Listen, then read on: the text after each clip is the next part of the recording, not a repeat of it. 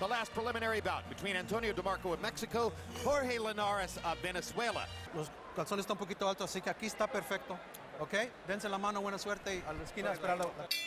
DeMarco hopes to turn the trick again. Antonio DeMarco is dangerous. A southpaw Prodigies of recent years. And everyone was very shocked. They're smart, but you look at the natural athleticism in Linares. Is usually a fighter with natural talent can get away with mistakes. And it's well known that Roach trains the world's most celebrated prize fighter right now, Manny Pacquiao, but he also trains some of the best. He has the kind of scene that you had at the Kronk in the early days with bushels of terrific fighting. Ken Adams was a trainer when he was invading. Ken Adams. An uppercut. What a great fighter.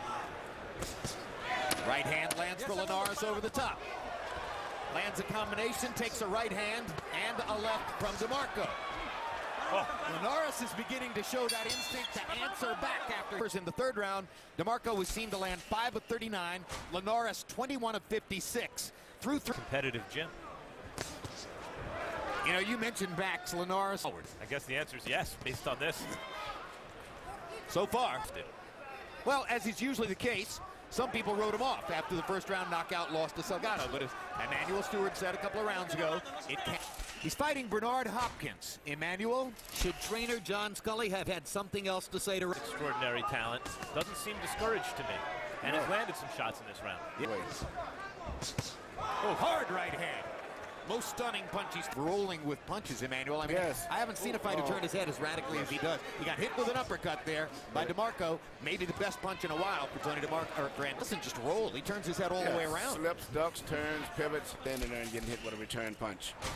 So let's see if Antonio DeMarco can find a way to turn things around by Linares' speed. He isn't in that mode anymore at all. It's a fight. Yes, even though Linares is winning like a young fighter who's shown up to win and is fighting with energy and is not getting discouraged. How does Linares respond? This is DeMarco's best round, it appears to me.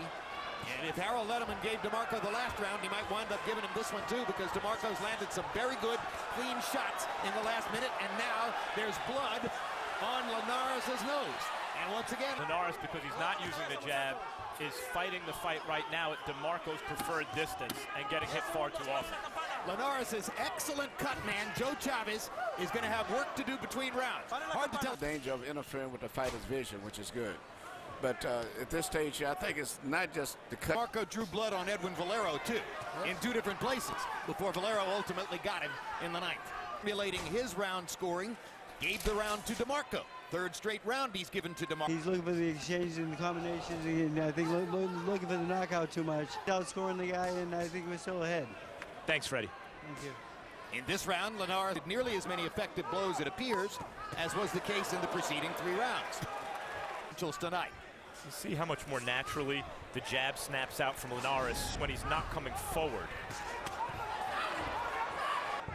So Linares now has 2 cuts. Even though hard right hand by Linares. Even though tonight, to my life, DeMarco 9 of 50.